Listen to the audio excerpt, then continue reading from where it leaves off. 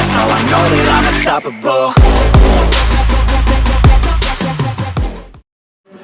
चलिए बेटा next lecture अपन start करते हैं। जैसे पिछले लेक्चर में अपन क्या क्या पढ़ लिए हैं, तो पिछले में अपन बेटा कूलॉम्स लॉ सारी चीजें पढ़ लिए हैं, चार्ज के बारे में पढ़ लिए हैं। उसके बाद के पार्ट में आपका क्या आया था बेटा, इलेक्ट्रिक फील्ड आया था। उसके बाद के पार्ट में आपका आया था इलेक्ट्रिक पोटेंशियल, फिर आया था बेटा इलेक्ट्रिक डायपोल।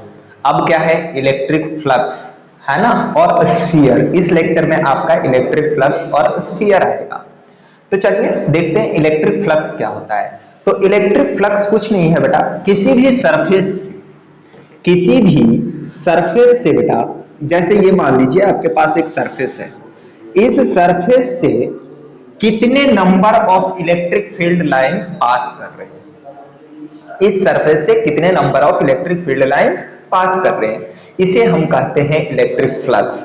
कि किसी भी सरफेस से number of electric flux field lines जो पास होता है बेटा, उसे कहा जाता है इलेक्ट्रिक फ्लक्स, है ना। इसको डिफाइन कैसे करते हैं बेटा, तो इसको डिफाइन करने के लिए एक फॉर्मूला होता है। वो फॉर्मूला क्या होता है बेटा, इसको फाइव ई से दिखाते हैं।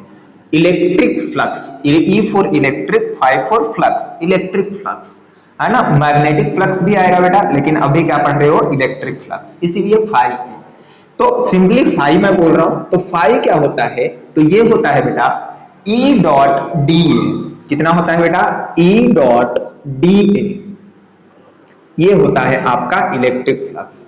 इसको क्या करो, इंटीग्रेट कर दो बेटा। तो ये गॉस लॉ है कि integral E dot D A is called electric flux. अगर इलेक्ट्रिक फील्ड और एरिया वेक्टर दोनों कांस्टेंट है बेटा, तो आप क्या लिखोगे, आप सिंपली लिखोगे five is equal to E into A, dot product है बेटा, तो cos थीटा लिखोगे। क्या लिखोगे बेटा, cos थीटा। तो थीटा क्या है आपका, थीटा है बेटा आपका angle between area vector and किसके बीच में बेटा, एरिया वेक्टर और इलेक्ट्रिक फील्ड के बीच में, E एंड ए, है ना, इलेक्ट्रिक फील्ड और एरिया वेक्टर के बीच का एंगल है बेटा। ये क्या कहलाता है आपका, इलेक्ट्रिक फ्लक्स कहलाता है बेटा। आपको ये याद रखना है, ठीक है, ये आपको याद रखना है बेटा। इसी से सवाल बनेंगे आपके। जैसे मान लीजिए आपके पास बेटा क्या है कि एक, मान लो कि एक सर्कल है बेटा, इस तरह से एक सर्कल है, या फिर डिस्क मान लो, जो भी मानना है। इसकी रेडियस r है बेटा, और इस तरह से इलेक्ट्रिक फील्ड है, इस तरह से इलेक्ट्रिक फील्ड है। ये जो एंगल है बेटा, ये जो वर्टिकल से एंगल बना रहा है, ये मान लीजिए 53 डिग्री है, और इसकी magnitude E is equal to मान लीजिए 5 वोल्ट पर मीटर है बेटा। कितना है, 5 वोल्ट पर मीटर। रेडियस मान लो 2 मीटर है बेटा, रेडियस कितना है, 2 मीटर है। तो आपको इसमें से फ्लक्स निकालनी है बेटा कि फ्लक्स कितना होगा। तो देखो फ्लक्स क्या होता है बेटा, area vector into electric field into angle between them. तो फाई कितना आएगा यहाँ पे, तो फाई आएगा बेटा, देखिए कितना हो जाएगा। तो आपका ये है, ये क्या है बेटा, आपका बोलो रिंग या फिर डिस्क। आपका एरिया वेक्टर किधर होगा बेटा, तो आपको पता है ये कैसा सरफेस है, ओपन सरफेस है बेटा। ओपन सरफेस का area vector perpendicular to the surface होता है। तो जैसे ये सरफेस, ये रिंग है बेटा या फिर डिस्क है, तो इसके परपेंडिकुलर एरिया वेक्टर ये हुआ। तो आपको किसके बीच में एंगल लेना है बेटा, तो एरिया वेक्टर और इलेक्ट्रिक फील्ड के बीच में। इलेक्ट्रिक फील्ड, एरिया वेक्टर इधर है, इलेक्ट्रिक फील्ड आपका इधर है बेटा। तो एंगल ये वाली है, ये वाली जो एंगल बन रहा है, ये एंगल क्या है आपका, एरिया वेक्टर और इलेक्ट्रिक फील्ड के बीच का एंगल है बेटा। मींस ये जो दिया हुआ है, क्या ये एंगल है एरिया वेक्टर के बीच का, नहीं। कौन सी एंगल है बेटा, तो वो ये एंगल है बेटा, है ना। ऐसे ये डिस्क ऐसे है और ऐसे ऐसे इलेक्ट्रिक फील्ड लाइंस जा रहे हैं, तो ये एंगल है, ये 37 डिग्री हुआ, है ना, ये 37 डिग्री। तो एरिया वेक्टर और इलेक्ट्रिक फील्ड के बीच का एंगल कितना है, 37 डिग्री। तो फाई कितना है बेटा, E into A into cos of 37। E की वैल्यू कितना है बेटा, 5। एरिया की वैल्यू कितना है, तो पाई इंटू आर का स्क्वायर मतलब 2 का स्क्वायर इंटू 37, 3/5। तो ये कितना हो गया बेटा, 5 चौको 20 और 20 तिया 60, 60 पाई डिवाइड बाई कितना आ गया बेटा 5। ये आ गया आपके पास क्या चीज बेटा, इलेक्ट्रिक फ्लक्स की वैल्यू, है ना। तो आपको समझ में आया होगा कैसे हम इलेक्ट्रिक फ्लक्स निकालते हैं। तो गॉस लॉ ये है ना, बाकी चीजें तो आपको याद है ही। चलिए नेक्स्ट आते हैं बेटा, अब क्या है, ये गॉस लॉ की कहानी थी, है ना, गॉस लॉ की, सॉरी इलेक्ट्रिक फ्लक्स की, क्या था, इलेक्ट्रिक फ्लक्स की कहानी था। अब एरिया वेक्टर की कहानी, ये गॉस लॉ की कहानी कहते हैं बेटा, है ना। गॉस लॉ क्या कहता है वो देखिए, तो इसको मैं मिटा रहा हूं, इसको मैं मिटा रहा हूं बेटा। चलिए देखिए, हेडिंग डालिए गॉस लॉ, बहुत यूजफुल है बेटा, है ना। हर एक चीज में निकालने के लिए, इलेक्ट्रिक फील्ड की वैल्यू को निकालने के लिए क्या है बेटा, सिमेट्रिकल शेप के चीजें जो है बेटा, जैसे आपका स्फीयर हो गया, इन सब को निकालने के लिए क्या होता है, गॉस लॉ यूज किया जाता है। क्या निकालने के लिए, इलेक्ट्रिक फील्ड, है ना, निकालने के लिए, क्या निकालने के लिए, इलेक्ट्रिक फील्ड निकालने के लिए, है ना बेटा। चलिए देखिए गॉस लॉ क्या कहता है, मैं सिंपल डेफिनेशन बता रहा हूं बेटा। गॉस लॉ क्या कहता है, integral E dot dl, E dot ds या फिर ds, है ना, E डॉट ds बेटा, या फिर एरिया वेक्टर लिख दो, A लिख दो, A इसके जगह पे A लिख दो बेटा, कोई दिक्कत नहीं है। S भी एरिया वेक्टर होता है, A भी एरिया वेक्टर होता है। E डॉट da क्या होता है बेटा आपका, ये कहता है कि किसी भी क्लोज सरफेस से जो फ्लक्स पास करेगा बेटा, उसका किसके इक्वल होगा वो, तो वो होगा Q inside upon epsilon not. समझ नहीं आया सर क्या बताएंगे, ये तो ऐसे ही लिख दिए आप, मैं बता रहा हूं बेटा क्या होता है, कि जैसे मान लीजिए आपके पास बेटा, है ना, क्या है, E dot da is equal to Q inside upon epsilon not, कि कोई एक सरफेस है बेटा, कोई एक रैंडम शेप का ये है बेटा, क्या कहते हैं, कोई भी एक बॉडी है। अब इससे क्या होगा बेटा, इलेक्ट्रिक फ्लक्स पास करेगा, ये इलेक्ट्रिक फील्ड लाइंस है बेटा, ये इलेक्ट्रिक फील्ड लाइंस है।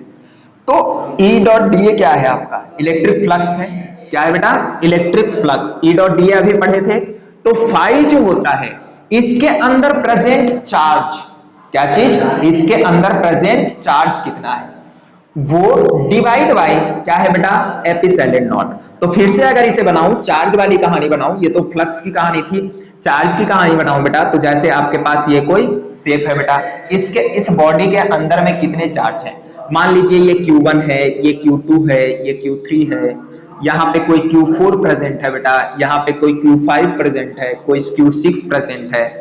तो आपका ये जो गॉस लॉ कहता है वो ये कहता है कि इस सरफेस से पास होने वाला जो इलेक्ट्रिक फ्लक्स है, इलेक्ट्रिक फ्लक्स किसके इक्वल है, तो इसके अंदर जो चार्ज है बेटा, बॉडी के अंदर जो चार्ज है वो डिवाइड बाय एप्सिलॉन नॉट, इतना ही कहता है बेटा।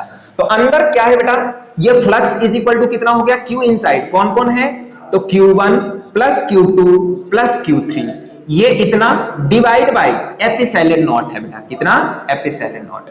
यही कहता है आपका कौन, गॉस लॉ कहता है बेटा, क्या कहता है ये, है ना। सपोज कीजिए बेटा आपके पास कोई एक ऐसे क्यूब है बेटा, क्या है, ये एक क्यूब है बेटा, ऐसे इस तरह से, है ना, इस तरह से एक क्यूब है, इसके सेंटर पे कोई एक चार्ज क्यू पड़ा हुआ है बेटा, सेंटर पे एक चार्ज क्यू पड़ा है। तो अब इससे जो फ्लक्स निकलेगा वो कितना निकलेगा, तो इसको हम काउंट किससे करेंगे बेटा, तो इसको हम काउंट करेंगे गॉस लॉ से। गॉस लॉ क्या कहता है, इससे निकलने वाली, अंदर में कौन चार्ज है बेटा, क्यू चार्ज है। हमेशा गॉस लॉ को यूज करने के लिए आपको क्लोज बॉडी की जरूरत है बेटा, क्लोज बॉडी रहेगा तभी निकलेगा, गॉस लॉ यूज होगा। तो क्लोज बॉडी कौन है, क्यूब है, इसके अंदर में कितना चार्ज प्रेजेंट है बेटा, क्यू प्रेजेंट है। तो जो इससे फ्लक्स निकलेगा बेटा, फ्लक्स जो होगा वो कितना होगा, तो Q inside the body, Gaussian surface बोलते हैं इसको बेटा, क्या बोलते हैं, गॉसियन सरफेस। तो Q इनसाइड कितना है, तो Q है डिवाइड बाय एप्सिलॉन नॉट। तो Q अपॉन एप्सिलॉन नॉट क्या हो गया, इस बॉडी से निकलने वाली सारी फ्लक्स हो गई बेटा।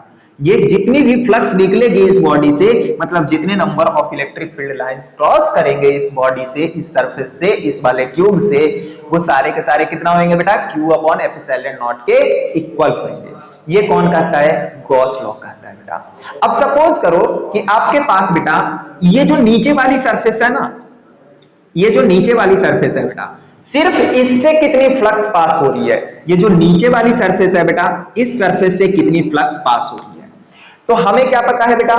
हमें ये पता है कि इस टोटल क्यूब से कितना सरफेस कितनी पास हो रही है बेटा? क्यूब से कितना फ्लक्स पास हो रहा है? तो ये वाली पास हो रहा है बेटा Q अपॉन एप्सिलॉन नॉट। तो सिर्फ नीचे वाली सरफेस से कितना पास होगा? तो सोचिए कि ये कितने हैं बेटा? 6 सरफेस है, 6 फेसेस है बेटा। कितनी फेस है? 6 फेस, एक ऊपर एक इधर 2, नीचे 3, इस साइड 4, इस साइड 5 और इस साइड पीछे वाली 6 साइड है। तो नीचे वाली साइड से कितना होगा? तो 6 साइड में बेटा कितना? Q upon epsilon not. तो एक साइड में कितना? एक सरफेस से कितना होगा बेटा? तो Q upon epsilon not divide by 6, मतलब इससे जो फ्लक्स पास होगा बेटा वो कितना हो जाएगा?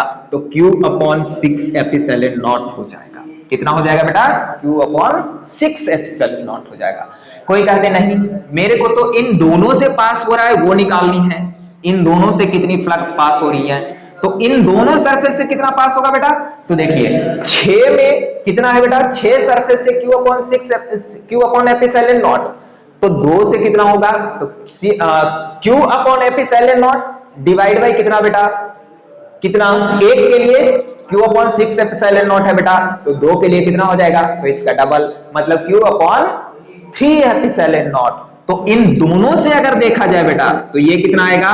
Flux is equal to Q upon 3 epsilon not. I think आपको आया होगा। कोई कह दे कि मेरे को ना ऐसा नहीं पसंद है, मेरे को तो ये बता दो कि ये क्यूब है, ये क्यूब है, ये क्यूब है, ये क्यूब है ना? अब इसके मान लो कि कोई कह रहा है कि भैया ये जो सरफेस है ना, ये जो सरफेस है, इस सरफेस के ये आधी पार्ट से कितना पास होगा? आधी पार्ट से कितना पास होगा? पूरा से नहीं, आधा से बेटा। तो आधा से हम कैसे निकालेंगे? तो ये जो डॉट शेडेड रीजन है इससे कितनी फ्लक्स पास हो रहा है बेटा? तो वो देखिए आपका 12 फेसेस ऐसे हो जाएगा ना, ऐसे साइडेड पार्ट कितना बना सकते हो? इसमें 6 फेसेस है और हर एक फेस को आधा कियो, मतलब 12 फेस बनाए हो बेटा। 12 फेस आपने बना दिया, मतलब आधे आधे साइडेड रीजन वाली 12 बनाएंगे बेटा। तो 12 में कितने पास होंगे? Q upon epsilon not. तो एक में कितने पास होंगे बेटा? तो इसके द्वारा सिर्फ और सिर्फ फाई जो होगा Q अपॉन 12 एप्सिलॉन नॉट होगा बेटा, Q upon 6 epsilon not, sorry 12 epsilon not. और देखो ना इसको डबल कर दोगे तो Q अपॉन 6 एप्सिलॉन नॉट आ जाएगा, वो ये वाली आ जाएगा बेटा, है ना? उसको और डबल करोगे बेटा तो ये आ जाएगा। तो इस तरह से आपको गॉस लॉ यूज करने आना चाहिए। आई थिंक आपको क्लियर है बेटा। तो ये है आपका गॉस लॉ। चलिए आगे बढ़ते हैं बेटा, आगे बढ़ते हैं।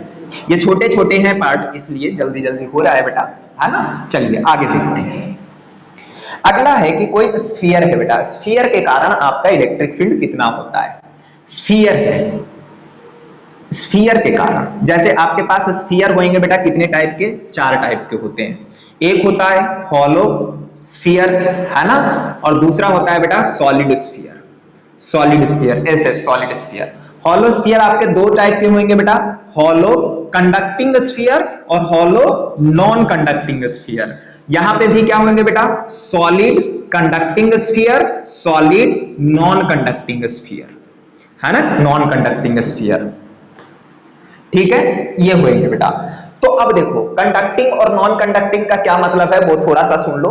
कि कंडक्टिंग कहने का मतलब ये है बेटा कि अगर आपने चार्ज को बीच में रखा है बेटा, बीच में रखा है, और ये स्फीयर अगर कंडक्टिंग है बेटा, इसके बल्क में आपने चार्ज रखा और स्फीयर क्या है आपका? कंडक्टिंग है, तो क्या होगा? जो भी चार्ज है बेटा रिपल्सन के थ्रू, है ना? इनके बीच में क्या लगेंगे? आपस में रिपल्सन लगेंगे।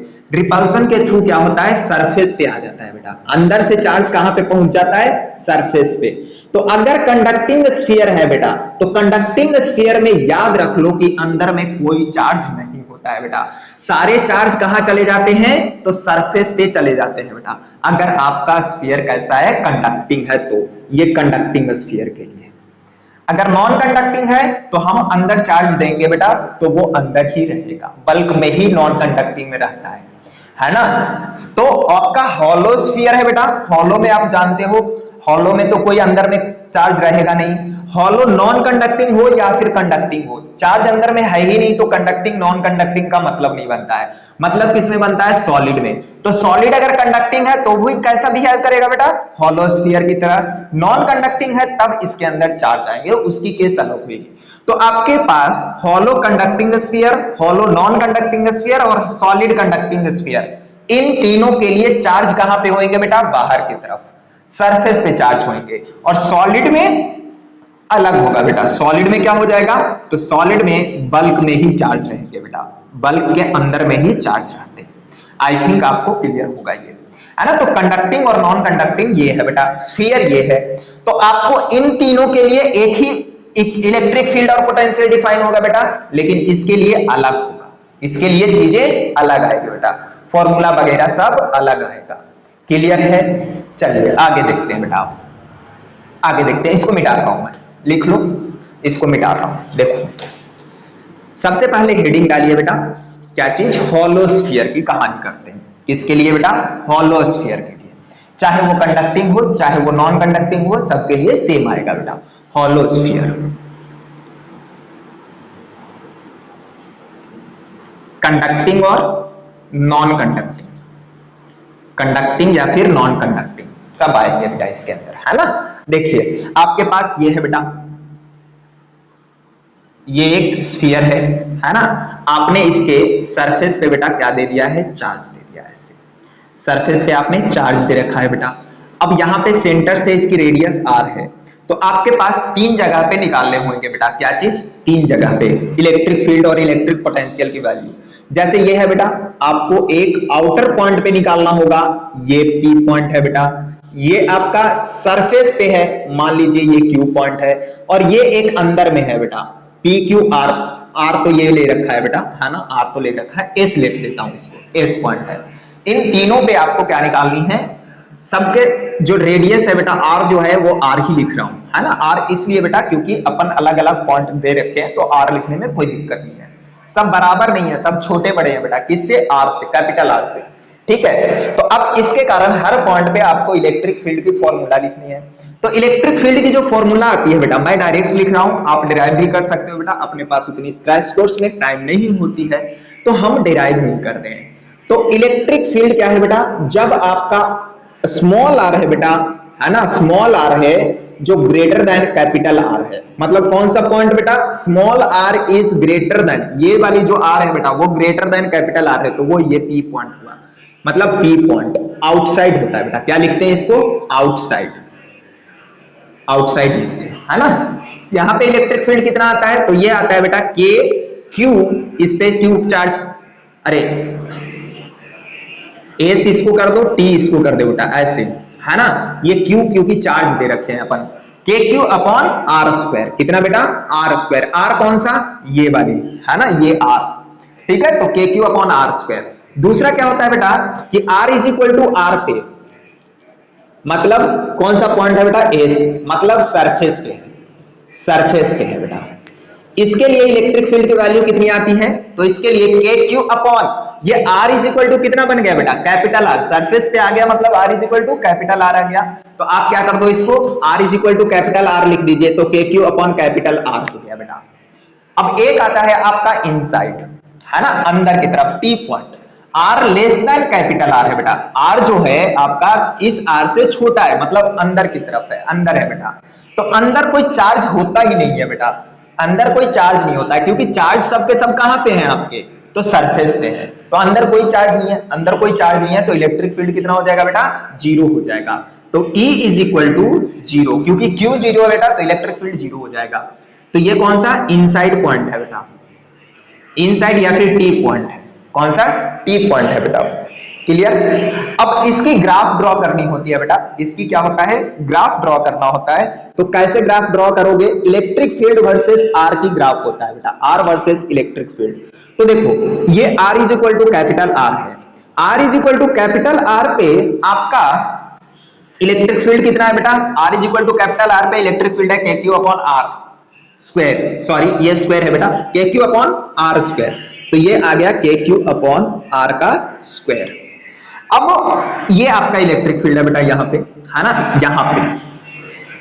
अब देखो R से छोटा अगर R हो, मतलब कैपिटल R से छोटा अगर स्मॉल r है बेटा, तो आपका इलेक्ट्रिक फील्ड कितना है, 0 है, इनसाइड पॉइंट 0, मतलब ये हो गया बेटा, यहां से यहां 0 रहा। फिर जब r ग्रेटर देन r हुआ बेटा, तो inversely proportional to r square है, तो इनवर्सली का ग्राफ ऐसे बनता है बेटा, ऐसे। तो इलेक्ट्रिक फील्ड यहां पे क्या है बेटा, inversely proportional to r square, ये ग्राफ है बेटा। और ये ग्राफ आपका जेई नीट हर जगह पे पूछ रखा है बेटा, 2019 जेई में ही पूछा है, नीट में भी पूछ रखा है ना। चलिए 2006 में पूछा है बेटा, इसका 2006 में पूछा है ना, ये 2006 में AIEEE 2006 है बेटा, 2006 में पूछा है ना। इस तरह से पूछते हैं बेटा। आपका ग्रेविटेशन में सेम ग्राफ आता है बेटा, वहां पे भी ये पूछ रखे हैं नीट में, है ना, तो आप इसको आसानी से याद रखिएगा बेटा, है ना, ठीक है।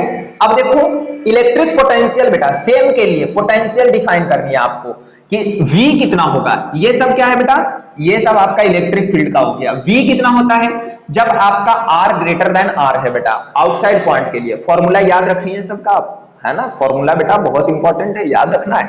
कितना होता है, तो ये होता है बेटा आउटसाइड पॉइंट के लिए आपका कितना हो जाएगा, KQ अपॉन R होता है बेटा, K capital Q upon small r, KQ upon R, ठीक है।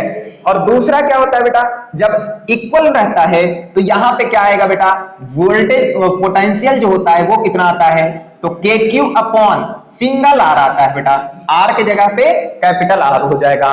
अब यहाँ पे 0 नहीं होता है बेटा, यहाँ पे पोटेंशियल इनसाइड में 0 नहीं होता है, बल्कि ये इतना ही होता है जितना सरफेस पे होता है, क्योंकि अंदर चार्ज 0 है बेटा, अंदर चार्ज 0 है।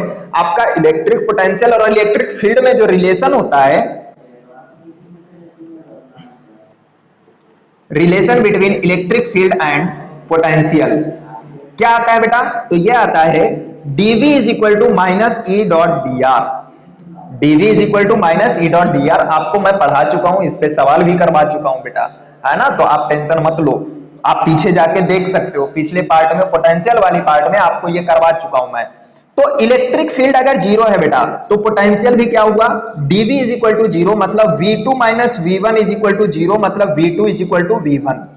ये मतलब यहां लो पोटेंशियल, चाहे यहां लो चाहे यहां लो, दोनों का डिफरेंस 0 इक्वल आना है बेटा, मतलब दोनों कितना आना है, इक्वल आना है, डिफरेंस 0 आना है। तो कहीं पे भी लो, यहां लो यहां लो यहां लो यहां लो, हर जगह पे कितना आता है बेटा, तो KQ अपॉन कैपिटल R ही आता है, KQ अपॉन कैपिटल R आता है। अब पोटेंशियल वर्सेस R निकालनी है बेटा, ग्राफ। तो ये क्या है, R is equal to capital R, R is equal to capital R। अब देखो कितना होगा, तो ये हो जाएगा बेटा, देखिए ये देखो, तो इनसाइड पॉइंट में बेटा R is less then R में कितना आ रहा है, R is less then R में KQ अपॉन कैपिटल R आ रहा है, मतलब ये आ रहा है बेटा, ये कितना है, KQ अपॉन कैपिटल R। फिर R is greater then R में कितना आ रहा है बेटा, तो KQ अपॉन स्मॉल r, तो वो इस तरह से आता है बेटा इसका ग्राफ, है ना। यहाँ पे V जो होगा वो इनवर्सली प्रोपोर्शनल टू R आएगा बेटा, ये है, ये बेटा आपके IIT में पूछा है, can't believe it, you don't believe it, but ये IIT में पूछा है बेटा, है ना। ये और 2019 जेई में पूछा है, JEE 2019 में पूछा है बेटा ये ग्राफ, है ना। कौन सा ग्राफ सही है उसमें ये था, ठीक है। आई थिंक आप लोगों को क्लियर होगा बेटा। तो ये किसके लिए है आपका, ये हॉलो स्फीयर के लिए है बेटा, किसके लिए, हॉलो स्फीयर के लिए। तो इसको लिख लीजिए, आगे मैं लिखता हूं बेटा, किसके लिए, हॉलो, ये कंडक्टिंग स्फीयर के लिए, इसको लिख लीजिए। चलिए अब क्या है बेटा, सॉलिड नॉन कंडक्टिंग स्फीयर, है ना, इसमें मैंने लिख दिया है ना, आपको टाइम कम लगे इसलिए। तो सॉलिड है बेटा, इस पे Q चार्ज है आपका, है ना, नॉन कंडक्टिंग है बेटा, मतलब चार्जेस कहां पे रहेंगे, बल्ब के अंदर में रहेंगे। तो फॉर्मूला क्या आएगा बेटा, सब गॉस लॉ से डिराइव करते हैं अपन, लेकिन अभी क्या है उतना डिराइव करने का टाइम नहीं है, इसीलिए मैंने ये किया है बेटा, है ना, कि R लेस देन R में इनसाइड पॉइंट में इलेक्ट्रिक फील्ड कितना आता है बेटा, मतलब अंदर में, इस बार 0 नहीं आएगा। 0 क्यों नहीं आएगा बेटा, क्योंकि अंदर में चार्ज पड़ा हुआ है, तो इलेक्ट्रिक फील्ड 0 नहीं आएगा। हर एक पॉइंट पे अलग अलग आएगा, कितना, KQR अपॉन RQ, कितना, KQR अपॉन RQ। पोटेंशियल भी अलग अलग आएगा बेटा हर एक पॉइंट पे अंदर में, तो KQ upon 2r³ into 3r² मतलब माइनस स्मॉल r² होता है बेटा। ये किधर होता है? तो इनसाइड पॉइंट में होता है। बाहर का तो आप जानते ही हो कितना होता है kq अपॉन r², क्योंकि ये पॉइंट चार्ज की तरह काम करता है बेटा बाहर के पॉइंट के लिए, इसलिए ये क्या है बेटा, यही फॉर्मूला है v is equal to kq upon r बाहर के पॉइंट के लिए। इसकी ग्राफ जो होती है बेटा वो इस तरह से आती है, इसकी ग्राफ बेटा ऐसे आता है ना, इसकी ग्राफ ऐसे आता है। अब मान लो कि पोटेंशियल की पूछे बेटा, पोटेंशियल की ग्राफ पूछे तो पोटेंशियल की ग्राफ कैसा आएगा? तो ये इलेक्ट्रिक फील्ड है, सॉरी पोटेंशियल है, ये 2012 में पूछा है बेटा इलेक्ट्रिक फील्ड का ग्राफ। और देखो इलेक्ट्रिक फील्ड का अंदर में कितना है, आर के प्रोपोर्शन में है बेटा, मतलब ये आर के प्रोपोर्शन में स्ट्रेट लाइन है, फिर ऐसे आर के इनवर्सली प्रोपोर्शनल r² है बेटा, तो ये इनवर्सली प्रोपोर्शनल r² का है। तो ये ग्राफ आपको क्लियर है, ये r और ये v है। तो अब देखो ये क्या है बेटा कि इनसाइड पॉइंट के लिए क्या होगा, ये इनसाइड पॉइंट के लिए r is equal to R, मतलब अंदर के पॉइंट के लिए कितनी पोटेंशियल होएगी। तो ये पोटेंशियल देखो बेटा पैराबोला दिख रहा है ना, आर के स्क्वायर दिख रहा है, लेकिन उल्टा पैराबोला है बेटा, उल्टा पैराबोला है, मतलब ऐसा कुछ आएगा बेटा, ऐसा कुछ आएगा, ऐसा आएगा, है ना, ये आया। फिर क्या होगा बेटा, आगे में इनवर्सली प्रोपोर्शनल टू आर है बेटा, मतलब ये ऐसे आ जाएगा। यहां पे कितना आ जाएगा, तो यहां से r is equal to R रख दो बेटा, तो यहां पे r² हो गया, एक r से r कैंसिल, मतलब kq अपॉन 2r² आ जाएगा। तो ये आप आसानी से 2r आ जाएगा कर सकते हो, है ना, kq अपॉन 2r आ जाएगा बेटा, है ना, तो आप आसानी से इसको कर सकते हो बेटा, ठीक है। तो ये आपका ग्राफ है बेटा, ये IIT में पूछा है, ठीक है। तो आप चलिए इसको पूरा कीजिए बेटा, है ना, ये सब पे सवाल लगाइए, और कुछ सवाल मैं अगले वीडियो में डालूंगा बेटा इन सब पे, है ना, सवाल बेटा डालूंगा। ऐसे मोस्टली हमने बेटा लगभग कर दिया है, लगभग आपका कर दिया है, एक दो पार्ट में खत्म हो जाएंगे इलेक्ट्रोस्टैटिक्स, फिर अपन करंट, इलेक्ट्रिसिटी, कैपेसिटर ये सब स्टार्ट करेंगे। चलिए फिर बाय बेटा। चलिए बेटा नेक्स्ट लेक्चर अपन स्टार्ट करते हैं। जैसे पिछले लेक्चर में अपन क्या क्या पढ़ लिए हैं, तो पिछले में अपन बेटा कूलॉम्स लॉ सारी चीजें पढ़ लिए हैं, चार्ज के बारे में पढ़ लिए हैं। उसके बाद के पार्ट में आपका क्या आया था बेटा, इलेक्ट्रिक फील्ड आया था। उसके बाद के पार्ट में आपका आया था इलेक्ट्रिक पोटेंशियल, फिर आया था बेटा इलेक्ट्रिक डायपोल, अब क्या है इलेक्ट्रिक फ्लक्स, है ना, और स्फीयर। इस लेक्चर में आपका इलेक्ट्रिक फ्लक्स और स्फीयर आएगा। तो चलिए देखते हैं इलेक्ट्रिक फ्लक्स क्या होता है। तो इलेक्ट्रिक फ्लक्स कुछ नहीं है बेटा, किसी भी सरफेस से बेटा, जैसे ये मान लीजिए आपके पास एक सरफेस है, इस सरफेस से कितने number of electric field lines pass कर रहे हैं, इस सरफेस से कितने number of electric field lines pass कर रहे हैं, इसे हम कहते हैं इलेक्ट्रिक फ्लक्स। कि किसी भी सरफेस से number of electric field lines जो पास होता है बेटा, उसे कहा जाता है इलेक्ट्रिक फ्लक्स, है ना। इसको डिफाइन कैसे करते हैं बेटा, तो इसको डिफाइन करने के लिए एक फॉर्मूला होता है। वो फॉर्मूला क्या होता है बेटा, इसको फाई ई से दिखाते हैं, electric flux, E for electric, phi for flux, electric flux, है ना। मैग्नेटिक फ्लक्स भी आएगा बेटा, लेकिन अभी क्या पढ़ रहे हो, इलेक्ट्रिक फ्लक्स, इसीलिए फाई ई। तो सिंपली फाई मैं बोल रहा हूं, तो फाई क्या होता है, तो ये होता है बेटा ई डॉट डी ए, कितना होता है बेटा, ई डॉट डी ए, ये होता है आपका इलेक्ट्रिक फ्लक्स। इसको क्या करो, इंटीग्रेट कर दो बेटा।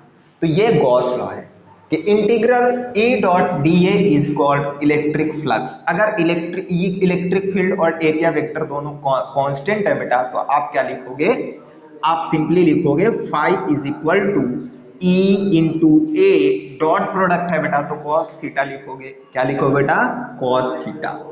तो थीटा क्या है आपका, थीटा है बेटा आपका angle between area vector and किसके बीच में बेटा, एरिया वेक्टर और इलेक्ट्रिक फील्ड के बीच में, ई एंड ए, है ना, इलेक्ट्रिक फील्ड और एरिया वेक्टर के बीच का एंगल है बेटा। ये क्या कहलाता है आपका, इलेक्ट्रिक फ्लक्स कहलाता है बेटा। आपको ये याद रखना है, ठीक है, ये आपको याद रखना है बेटा, इसी से सवाल बनेंगे आपके। जैसे मान लीजिए आपके पास बेटा क्या है कि एक, मान लो कि एक सर्कल है बेटा, इस तरह से एक सर्कल है, या फिर डिस्क मान लो, जो भी मानना है, इसकी रेडियस r है बेटा, और इस तरह से इलेक्ट्रिक फील्ड है, इस तरह से इलेक्ट्रिक फील्ड है। ये जो एंगल है बेटा, ये जो वर्टिकल से एंगल बना रहा है, ये मान लीजिए 53 डिग्री है, और इसकी magnitude E is equal to मान लीजिए 5 वोल्ट पर मीटर है बेटा। कितना है? 5 वोल्ट पर मीटर। रेडियस मान लो 2 मीटर है बेटा, रेडियस कितना है? 2 मीटर है। तो आपको इसमें से फ्लक्स निकालनी है बेटा कि फ्लक्स कितना होगा। तो देखो फ्लक्स क्या होता है बेटा, area vector into electric field into angle between them. तो फाई कितना आएगा यहाँ पे? तो फाई आएगा बेटा, देखिए कितना हो जाएगा। तो आपका ये है, ये क्या है बेटा? आपका बोलो रिंग या फिर डिस्क। आपका एरिया वेक्टर किधर होगा बेटा? तो आपको पता है ये कैसा सरफेस है? ओपन सरफेस है बेटा। ओपन सरफेस का area vector perpendicular to the surface होता है। तो जैसे ये सरफेस, ये रिंग है बेटा या फिर डिस्क है, तो इसके परपेंडिकुलर एरिया वेक्टर ये हुआ। तो आपको किसके किसके बीच में एंगल लेना है बेटा? तो एरिया वेक्टर और इलेक्ट्रिक फील्ड के बीच में। इलेक्ट्रिक फील्ड, एरिया वेक्टर इधर है, इलेक्ट्रिक फील्ड आपका इधर है बेटा। तो एंगल ये वाली है, ये वाली जो एंगल बन रहा है, ये एंगल क्या है? आपका एरिया वेक्टर और इलेक्ट्रिक फील्ड के बीच का एंगल है बेटा। मींस ये जो दिया हुआ है, क्या ये एंगल है एरिया वेक्टर के बीच का? नहीं। कौन सी एंगल है बेटा? तो वो ये एंगल है बेटा, है ना। ऐसे ये डिस्क ऐसे है और ऐसे ऐसे इलेक्ट्रिक फील्ड लाइंस जा रहे हैं, तो ये एंगल है, ये 37 डिग्री हुआ, है ना, ये 37 डिग्री। तो एरिया वेक्टर और इलेक्ट्रिक फील्ड के बीच का एंगल कितना है? 37 डिग्री। तो फाई कितना है बेटा? E into A into cos of 37। E की वैल्यू कितना है बेटा? 5। एरिया की वैल्यू कितना है? तो पाई इंटू आर का स्क्वायर मतलब 2 का स्क्वायर इंटू 37 3/5। तो ये कितना हो गया बेटा? 5 चौको 20 और तिया 20 तिया 60, 60 पाई डिवाइड बाई कितना आ गया बेटा? 5। ये आ गया आपके पास क्या चीज बेटा? इलेक्ट्रिक फ्लक्स की वैल्यू, है ना। तो आपको समझ में आया होगा कैसे हम इलेक्ट्रिक फ्लक्स निकालते हैं।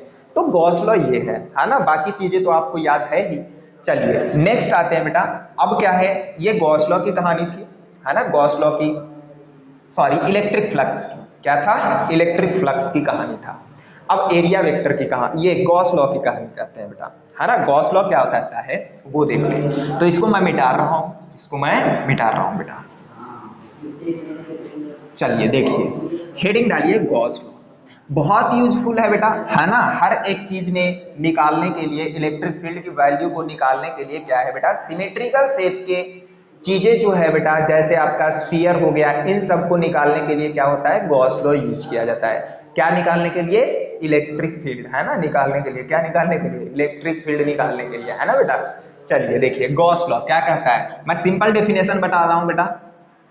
गॉस लॉ क्या कहता है? Integral E dot D L, E dot D H या फिर डी एस, है ना, E डॉट डी एस बेटा, या फिर एरिया वेक्टर लिख दो, ए लिख दो, ए इसके जगह पे ए लिख दो बेटा, कोई दिक्कत नहीं है। एस भी एरिया वेक्टर होता है, ए भी एरिया वेक्टर होता है। E डॉट डी ए क्या होता है बेटा आपका? ये कहता है कि किसी भी क्लोज सरफेस से जो फ्लक्स पास करेगा बेटा, उसका किसके इक्वल होगा वो? तो वो होगा Q inside upon epsilon not. समझ नहीं आया सर क्या बताएंगे? ये तो ऐसे ही लिख दिए आप, मैं बता रहा हूं बेटा क्या होता है। कि जैसे मान लीजिए आपके पास बेटा, है ना, क्या है, E dot D A is equal to Q inside upon epsilon not. कि कोई एक सरफेस है बेटा, कोई एक रैंडम शेप का ये है बेटा, क्या कहते हैं, कोई भी एक बॉडी है। अब इससे क्या होगा बेटा? इलेक्ट्रिक फ्लक्स पास करेगा। ये इलेक्ट्रिक फील्ड लाइंस है बेटा, ये इलेक्ट्रिक फील्ड लाइंस है। तो E डॉट डी ए क्या है आपका? इलेक्ट्रिक फ्लक्स है। क्या है बेटा? Electric flux. E dot D ए अभी पढ़े थे। तो फाई जो होता है, इसके अंदर प्रेजेंट चार्ज, क्या चीज? इसके अंदर प्रेजेंट चार्ज कितना है वो डिवाइड बाय क्या है बेटा? Epsilon not. तो फिर से अगर इसे बनाऊं, चार्ज वाली कहानी बनाऊं, ये तो फ्लक्स की कहानी थी, चार्ज की कहानी बनाऊं बेटा। तो जैसे आपके पास ये कोई शेप है बेटा, इसके इस बॉडी के अंदर में कितने चार्ज हैं? मान लीजिए ये Q1 है, ये Q2 है, ये Q3 है, यहाँ पे कोई Q4 प्रेजेंट है बेटा, यहाँ पे कोई Q5 प्रेजेंट है, कोई Q6 प्रेजेंट है। तो आपका ये जो गॉस लॉ कहता है वो ये कहता है कि इस सरफेस से पास होने वाला जो इलेक्ट्रिक फ्लक्स है, इलेक्ट्रिक फ्लक्स किसके इक्वल है, तो इसके अंदर जो चार्ज है बेटा, बॉडी के अंदर जो चार्ज है वो डिवाइड बाय एप्सिलॉन नॉट, इतना ही कहता है बेटा। तो अंदर क्या है बेटा, ये फ्लक्स इज इक्वल टू कितना हो गया, क्यू इनसाइड, कौन कौन है, तो Q1 plus Q2 plus Q3, ये इतना डिवाइड बाय एप्सिलॉन नॉट है बेटा, कितना, एप्सिलॉन नॉट। यही कहता है आपका कौन, गॉस लॉ कहता है बेटा। क्या कहता है, ये है ना। सपोज कीजिए बेटा आपके पास कोई एक ऐसे क्यूब है बेटा, क्या है, ये एक क्यूब है बेटा, ऐसे इस तरह से, है ना, इस तरह से एक क्यूब है। इसके सेंटर पे कोई एक चार्ज क्यू पड़ा हुआ है बेटा, सेंटर पे एक चार्ज क्यू पड़ा है। तो अब इससे जो फ्लक्स निकलेगा वो कितना निकलेगा, तो इसको हम काउंट किससे करेंगे बेटा, तो इसको हम काउंट करेंगे गॉस लॉ से। गॉस लॉ क्या कहता है, इससे निकलने वाली, अंदर में कौन चार्ज है बेटा, क्यू चार्ज है। हमेशा गॉस लॉ को यूज करने के लिए आपको क्लोज बॉडी की जरूरत है बेटा, क्लोज बॉडी रहेगा तभी निकलेगा, गॉस लॉ यूज होगा। तो क्लोज बॉडी कौन है, क्यूब है, इसके अंदर में कितना चार्ज प्रेजेंट है बेटा, क्यू प्रेजेंट है। तो जो इससे फ्लक्स निकलेगा बेटा, फ्लक्स जो होगा वो कितना होगा, तो Q inside the body, Gaussian surface बोलते हैं इसको बेटा, क्या बोलते हैं, गॉसियन सरफेस। तो क्यू इनसाइड कितना है, तो क्यू है डिवाइड बाय एप्सिलॉन नॉट। तो Q अपॉन एप्सिलॉन नॉट क्या हो गया, इस बॉडी से निकलने वाली सारी फ्लक्स हो गई बेटा। ये जितनी भी फ्लक्स निकलेगी इस बॉडी से, मतलब जितने number of electric field lines cross करेंगे इस बॉडी से, इस सरफेस से, इस वाले क्यूब से, वो सारे के सारे कितना होंगे बेटा, Q अपॉन एप्सिलॉन नॉट के इक्वल होंगे। ये कौन कहता है, गॉस लॉ कहता है बेटा। अब सपोज करो कि आपके पास बेटा ये जो नीचे वाली सरफेस है ना, ये जो नीचे वाली सरफेस है बेटा, सिर्फ इससे कितनी फ्लक्स पास हो रही है, ये जो नीचे वाली सरफेस है बेटा, इस सरफेस से कितनी फ्लक्स पास हो रही है।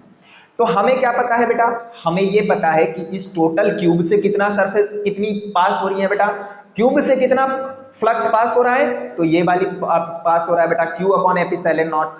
तो सिर्फ नीचे वाली सरफेस से कितना पास होगा, तो सोचिए कि ये कितने हैं बेटा, 6 सरफेस है, 6 फेसेस है बेटा, कितनी फेस है, 6 फेस, एक ऊपर एक इधर 2, नीचे 3, इस साइड 4, इस साइड 5 और इस साइड पीछे वाली 6 साइड है। तो नीचे वाली साइड से कितना होगा, तो 6 साइड में बेटा कितना, Q अपॉन एप्सिलॉन नॉट। तो एक साइड में कितना, एक सरफेस से कितना होगा बेटा, तो Q upon epsilon not divide by 6, मतलब इससे जो फ्लक्स पास होगा बेटा वो कितना हो जाएगा, तो Q अपॉन 6 एप्सिलॉन नॉट हो जाएगा। कितना हो जाएगा बेटा, Q अपॉन 6 एप्सिलॉन नॉट हो जाएगा। कोई कहते नहीं मेरे को तो इन दोनों से पास हो रहा है वो निकालनी है, इन दोनों से कितनी फ्लक्स पास हो रही है, तो इन दोनों सरफेस से कितना पास होगा बेटा, तो देखिए 6 में कितना है बेटा, 6 सरफेस से Q अपॉन एप्सिलॉन नॉट, तो 2 से कितना होगा, तो Q upon epsilon not divide by कितना बेटा, कितना, 1 के लिए Q अपॉन 6 एप्सिलॉन नॉट है बेटा, तो 2 के लिए कितना हो जाएगा, तो इसका डबल, मतलब Q अपॉन 3 एप्सिलॉन नॉट। तो इन दोनों से अगर देखा जाए बेटा तो ये कितना आएगा, flux is equal to Q upon 3 epsilon not. I think आपको आया होगा। कोई कह दे कि मेरे को ना ऐसा नहीं पसंद है, मेरे को तो ये बता दो कि ये क्यूब है, ये क्यूब है, ये क्यूब है, ये क्यूब है ना। अब इसके मान लो कि कोई कह रहा है कि भैया ये जो सरफेस है ना, ये जो सरफेस है, इस सरफेस के ये आधी पार्ट से कितना पास होगा, आधी पार्ट से कितना पास होगा, पूरा से नहीं, आधा से बेटा। तो आधा से हम कैसे निकालेंगे, तो ये जो डॉट शेडेड रीजन है इससे कितनी फ्लक्स पास हो रहा है बेटा, तो वो देखिए आपका 12 फेसेस ऐसे हो जाएगा ना, ऐसे साइडेड पार्ट कितना बना सकते हो, इसमें 6 फेसेस है और हर एक फेस को आधा कियो, मतलब 12 फेस बनाए हो बेटा, 12 फेस आपने बना दिया, मतलब आधे आधे साइडेड रीजन वाली 12 बनाएंगे बेटा। तो 12 में कितने पास होंगे, Q अपॉन एप्सिलॉन नॉट। तो एक में कितने पास होंगे बेटा, तो इसके द्वारा सिर्फ और सिर्फ फाई जो होगा Q अपॉन 12 एप्सिलॉन नॉट होगा बेटा। Q upon 6 epsilon not, sorry 12 epsilon not. और देखो ना, इसको डबल कर दोगे तो Q अपॉन 6 एपिसिलॉन नॉट आ जाएगा, वो ये वाली आ जाएगा बेटा, है ना। उसको और डबल करोगे बेटा तो ये आ जाएगा। तो इस तरह से आपको गॉस लॉ यूज करने आना चाहिए। आई थिंक आपको क्लियर है बेटा। तो ये है आपका गॉस लॉ। चलिए आगे बढ़ते हैं बेटा, आगे बढ़ते हैं। ये छोटे छोटे हैं पार्ट, इसलिए जल्दी जल्दी हो रहा है बेटा, है ना। चलिए आगे देखते हैं। अगला है कि कोई स्फीयर है बेटा, स्फीयर के कारण आपका इलेक्ट्रिक फील्ड कितना होता है। स्फीयर है, स्फीयर के कारण, जैसे आपके पास स्फीयर होंगे बेटा कितने टाइप के, 4 टाइप के होते हैं। एक होता है हॉलो स्फीयर, है ना, और दूसरा होता है बेटा सॉलिड स्फीयर, सॉलिड स्फीयर, ऐसे सॉलिड स्फीयर। हॉलो स्फीयर आपके 2 टाइप के होंगे बेटा, हॉलो कंडक्टिंग स्फीयर और हॉलो नॉन कंडक्टिंग स्फीयर। यहां पे भी क्या होंगे बेटा, solid conducting sphere, solid non conducting sphere, है ना, नॉन कंडक्टिंग स्फीयर। ठीक है, ये होंगे बेटा। तो अब देखो कंडक्टिंग और नॉन कंडक्टिंग का क्या मतलब है वो थोड़ा सा सुन लो। कि कंडक्टिंग कहने का मतलब ये है बेटा कि अगर आपने चार्ज को बीच में रखा है बेटा, बीच में रखा है, और ये स्फीयर अगर कंडक्टिंग है बेटा, इसके बल्क में आपने चार्ज रखा, और स्फीयर क्या है आपका, कंडक्टिंग है, तो क्या होगा, जो भी चार्ज है बेटा रिपल्सन के थ्रू, है ना, इनके बीच में क्या लगेंगे, आपस में रिपल्सन लगेंगे। रिपल्सन के थ्रू क्या होता है, सरफेस पे आ जाता है बेटा, अंदर से चार्ज कहां पे पहुंच जाता है, सरफेस पे। तो अगर कंडक्टिंग स्फीयर है बेटा, तो कंडक्टिंग स्फीयर में याद रख लो कि अंदर में कोई चार्ज नहीं होता है बेटा, सारे चार्ज कहां चले जाते हैं, तो सरफेस पे चले जाते हैं बेटा। अगर आपका स्फीयर कैसा है, कंडक्टिंग है, तो ये कंडक्टिंग स्फीयर के लिए। अगर नॉन कंडक्टिंग है तो हम अंदर चार्ज देंगे बेटा, तो वो अंदर ही रहेगा, बल्क में ही नॉन कंडक्टिंग में रहता है ना। तो आपका हॉलो स्फीयर है बेटा, हॉलो में आप जानते हो, हॉलो में तो कोई अंदर में चार्ज रहेगा नहीं। हॉलो नॉन कंडक्टिंग हो या फिर कंडक्टिंग हो, चार्ज अंदर में है ही नहीं, तो कंडक्टिंग नॉन कंडक्टिंग का मतलब नहीं बनता है। मतलब किस में बनता है, सॉलिड में। तो सॉलिड अगर कंडक्टिंग है तो वो कैसा बिहेव करेगा बेटा, हॉलो स्फीयर की तरह। नॉन कंडक्टिंग है तब इसके अंदर चार्ज आएंगे, उसकी केस अलग होगी।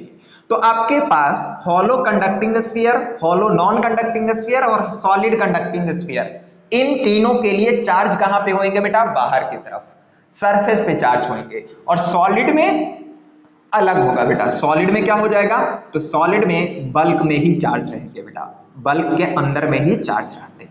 आई थिंक आपको क्लियर होगा ये, है ना। तो कंडक्टिंग और नॉन कंडक्टिंग ये है बेटा, स्फीयर ये है। तो आपको इन तीनों के लिए एक ही इलेक्ट्रिक फील्ड और पोटेंशियल डिफाइन होगा बेटा, लेकिन इसके लिए अलग होगा, इसके लिए चीजें अलग आएगी बेटा, फॉर्मूला वगैरह सब अलग आएगा। क्लियर है। चलिए आगे देखते हैं बेटा, आगे देखते हैं। इसको मिटा रहा हूं मैं, लिख लो, इसको मिटा रहा हूं। देखो सबसे पहले हेडिंग डालिए बेटा, क्या चीज, हॉलो स्फीयर की कहानी करते हैं। किसके लिए बेटा, हॉलो स्फीयर के लिए। चाहे वो कंडक्टिंग हो चाहे वो नॉन कंडक्टिंग हो, सबके लिए सेम आएगा बेटा, हॉलो स्फीयर। कंडक्टिंग और नॉन कंडक्टिंग, कंडक्टिंग या फिर नॉन कंडक्टिंग सब आएंगे बेटा इसके अंदर, है ना। देखिए आपके पास ये है बेटा, ये एक स्फीयर है ना। आपने इसके सरफेस पे बेटा क्या दे दिया है, चार्ज दे दिया है। इससे सरफेस पे आपने चार्ज दे रखा है बेटा। अब यहाँ पे सेंटर से इसकी रेडियस r है, तो आपके पास 3 जगह पे निकालने होंगे बेटा, क्या चीज, 3 जगह पे इलेक्ट्रिक फील्ड और इलेक्ट्रिक पोटेंशियल की वैल्यू। जैसे ये है बेटा, आपको एक आउटर पॉइंट पे निकालना होगा, ये P पॉइंट है बेटा, ये आपका सरफेस पे है, मान लीजिए ये Q पॉइंट है, और ये एक अंदर में है बेटा, पी क्यू आर, आर तो ये ले रखा है बेटा, है ना, आर तो ले रखा है, एस ले लेता हूं इसको, एस पॉइंट है। इन तीनों पे आपको क्या निकालनी है, सबके जो रेडियस है बेटा आर जो है वो आर ही लिख रहा हूं, है ना। आर इसलिए बेटा क्योंकि अपन अलग अलग पॉइंट दे रखे हैं, तो आर लिखने में कोई दिक्कत नहीं है। सब बराबर नहीं है, सब छोटे बड़े हैं बेटा, किससे, आर से, कैपिटल आर से।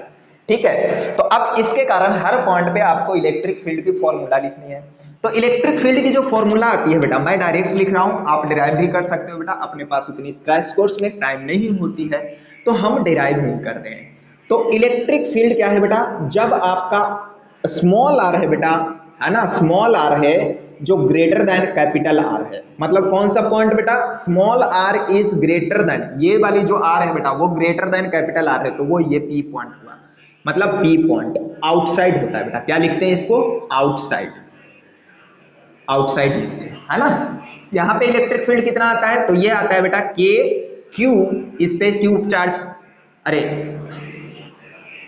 एस इसको कर दो, टी इसको कर दो बेटा, ऐसे, है ना। ये क्यू क्योंकि चार्ज दे रखे हैं अपन, के क्यू अपॉन आर स्क्वायर, कितना बेटा, आर स्क्वायर, आर कौन सा, ये वाली, है ना, ये आर, ठीक है। तो के क्यू अपॉन आर स्क्वायर। दूसरा क्या होता है बेटा कि R is equal to R पे, मतलब कौन सा पॉइंट है बेटा, एस, मतलब सरफेस पे है, सरफेस पे है बेटा। इसके लिए इलेक्ट्रिक फील्ड की वैल्यू कितनी आती है, तो इसके लिए के क्यू अपॉन, ये आर इज इक्वल टू कितना बन गया बेटा, कैपिटल आर, सरफेस पे आ गया, मतलब R is equal to capital R आ गया। तो आप क्या कर दो, इसको R is equal to capital R लिख दीजिए, तो के क्यू अपॉन कैपिटल आर हो गया बेटा। अब एक आता है आपका इनसाइड, है ना, अंदर की तरफ, T point, R less than capital R है बेटा, आर जो है आपका इस आर से छोटा है, मतलब अंदर की तरफ है, अंदर है बेटा। तो अंदर कोई चार्ज होता ही नहीं है बेटा, अंदर कोई चार्ज नहीं होता है, क्योंकि चार्ज सब के सब कहां पे हैं आपके, तो सरफेस पे है, तो अंदर कोई चार्ज नहीं है, अंदर कोई चार्ज नहीं है, तो इलेक्ट्रिक फील्ड कितना हो जाएगा बेटा, जीरो हो जाएगा।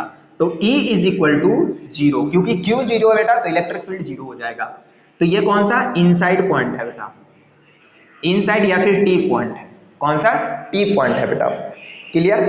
अब इसकी ग्राफ ड्रॉ करनी होती है बेटा, इसकी क्या होता है, ग्राफ ड्रॉ करना होता है। तो कैसे ग्राफ ड्रॉ करोगे, इलेक्ट्रिक फील्ड वर्सेस आर की ग्राफ होता है बेटा, आर वर्सेस इलेक्ट्रिक फील्ड। तो देखो ये R is equal to capital R है, R is equal to capital R पे आपका इलेक्ट्रिक फील्ड कितना है बेटा, R is equal to capital R पे इलेक्ट्रिक फील्ड है K Q upon R square, sorry ये स्क्वायर है बेटा, के क्यू अपॉन आर स्क्वायर, तो ये आ गया के क्यू अपॉन आर का स्क्वायर। अब ये आपका इलेक्ट्रिक फील्ड है बेटा यहाँ पे, है ना, यहाँ पे। अब देखो आर से छोटा अगर आर हो, मतलब कैपिटल आर से छोटा अगर स्मॉल आर है बेटा, तो आपका इलेक्ट्रिक फील्ड कितना है, जीरो है, इनसाइड पॉइंट जीरो, मतलब ये हो गया बेटा, यहां से यहां जीरो रहा। फिर जब आर ग्रेटर देन आर हुआ बेटा, तो inversely proportional to R square है, तो इनवर्सली का ग्राफ ऐसे बनता है बेटा, ऐसे। तो इलेक्ट्रिक फील्ड यहाँ पे क्या है बेटा, inversely proportional to R square, ये ग्राफ है बेटा।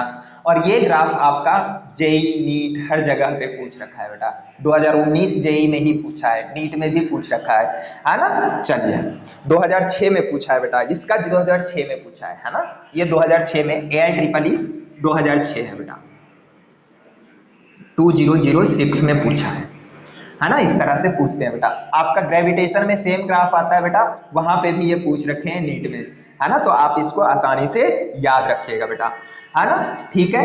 अब देखो इलेक्ट्रिक पोटेंशियल बेटा, सेम के लिए पोटेंशियल डिफाइन करनी है आपको कि V कितना होगा, ये सब क्या है बेटा, ये सब आपका इलेक्ट्रिक फील्ड का हो गया। V कितना होता है जब आपका R ग्रेटर देन R है बेटा, आउटसाइड पॉइंट के लिए, फॉर्मूला याद रखनी है सबका आप, है ना, फॉर्मूला बेटा बहुत इंपॉर्टेंट है, याद रखना है। कितना होता है, तो ये होता है बेटा आउटसाइड पॉइंट के लिए आपका कितना हो जाएगा, के क्यू अपॉन आर होता है बेटा, K capital Q upon small R, K Q upon R, ठीक है।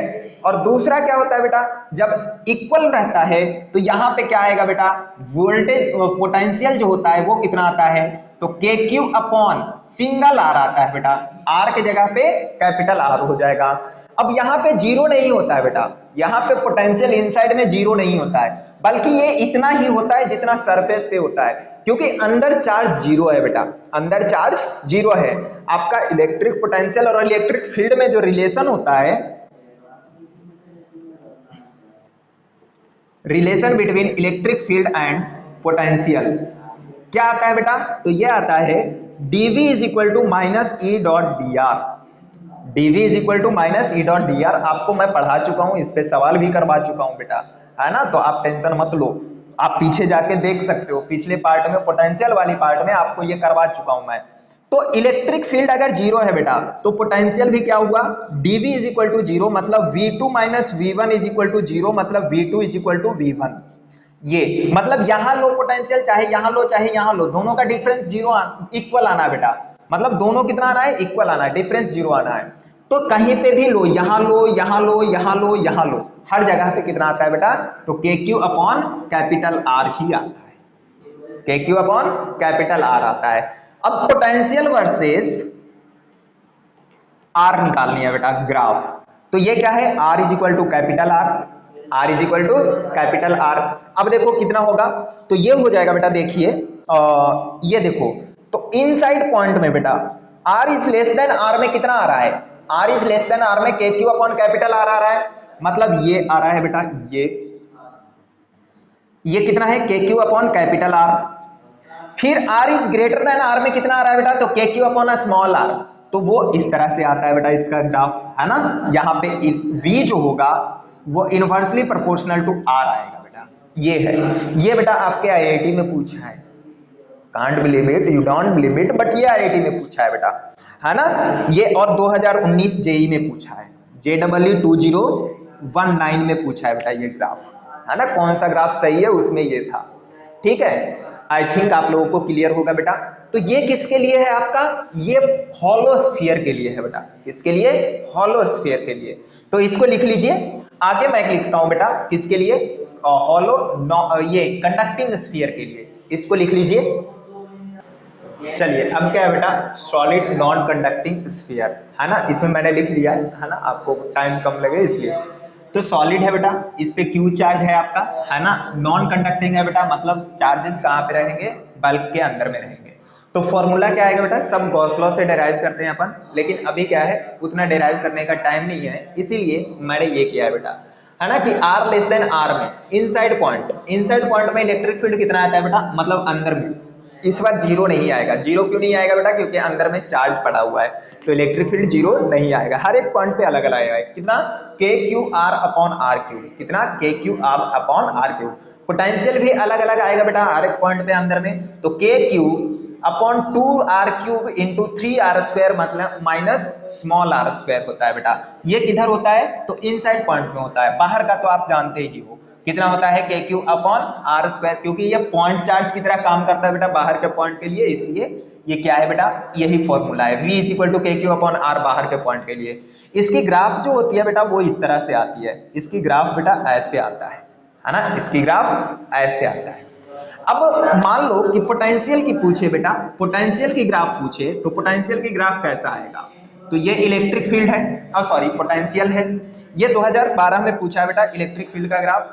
और देखो इलेक्ट्रिक फील्ड का अंदर में कितना है, आर के प्रोपोर्शन में है बेटा, मतलब ये आर के प्रोपोर्शन में स्ट्रेट लाइन है, फिर ऐसे आर के इनवर्सली प्रोपोर्शनल आर स्क्वायर है बेटा, तो ये इनवर्सली प्रोपोर्शनल आर स्क्वायर का है, तो ये ग्राफ आपको क्लियर है, ये आर और ये वी है।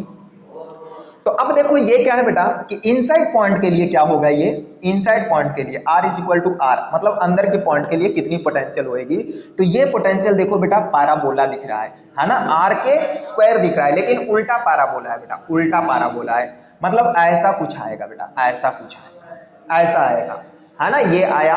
फिर क्या होगा बेटा, आगे में इनवर्सली प्रोपोर्शनल टू आर है बेटा, मतलब ये ऐसे आ जाएगा, यहाँ पे कितना आ जाएगा, तो यहाँ से r is equal to R रख दो बेटा, तो यहाँ पे r स्क्वायर हो गया, एक r से r कैंसिल, मतलब के क्यू अपॉन 2r स्क्वायर आ जाएगा, तो ये आप आसानी से 2r आ जाएगा कर सकते हो, है ना, के क्यू अपॉन 2r आ जाएगा बेटा, है ना, तो आप आसानी से इसको कर सकते हो बेटा, ठीक है। तो ये आपका ग्राफ है बेटा, ये आईआईटी में पूछा है, ठीक है। तो आप चलिए इसको पूरा कीजिए बेटा, है ना, ये सब पे सवाल लगाइए, और कुछ सवाल मैं अगले वीडियो में डालूंगा बेटा इन सब पे, है ना, सवाल बेटा डालूंगा। ऐसे मोस्टली हमने बेटा लगभग कर दिया है, लगभग आपका कर दिया है, एक दो पार्ट में खत्म हो जाएंगे इलेक्ट्रोस्टैटिक्स, फिर अपन करंट, इलेक्ट्रिसिटी, कैपेसिटर, ये सब स्टार्ट करेंगे। चलिए फिर बाय बेटा।